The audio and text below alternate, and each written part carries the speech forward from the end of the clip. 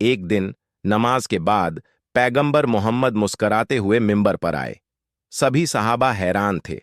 फिर आपने कहा, क्या तुम जानते हो मैं तुम्हें क्यों बुलाया है? सभी ने कहा, अल्लाह और उसके रसूल ही बेहतर जानते हैं। फिर आपने कहा, मैंने तुम्हें न डराने के लिए बुलाया, न किसी खुशखबरी के लिए, बल्कि एक अजीब और सच्ची घटना सुनाने के लिए। तमीमदारी, जो पहले ईसाई थे, उन्होंने आज इस्लाम कबूल किया और मुझे एक किस्सा सुनाया जो बिल्कुल उस हकीकत जैसा है जो मैं तुम्हें दज्जाल के बारे में बताता आया हूं। तमीम और उनके साथी समुंदर के सफर पर निकले। लहरों ने महीनों तक उनकी नाव को भटकाया। वे एक रहस्यमय द्वीप पर पहुंचे।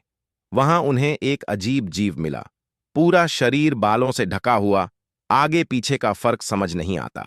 उसने कहा, मैं जासूस हूं, जास्सा। उस आदमी के पास जाओ जो तुम्हारा इंतजार कर रहा है। वे एक पुराने गिरजाघर में गए। वहां उन्होंने देखा एक विशाल शरीर वाला आदमी लोहे की जंजीरों में जकड़ा हुआ है।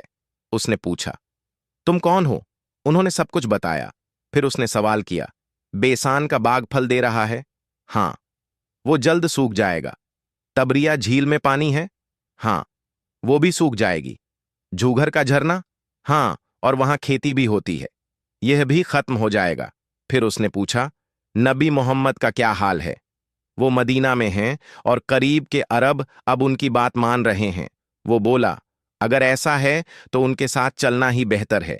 और फिर कहा, अब सुनो, मैं मसीह दज्जाल हूं। जल्द मुझे निकलने की इजाजत मिलेगी और मैं सारी जमीन का चक्कर लगाऊंगा, मगर मक्का और मदीना पर नहीं जा सकूंगा। रसूल ने फरमाया, क्या मैं तुम्हें ये पहले नहीं बताता रहा हूं? ये है तैयबा, यानी मदीना।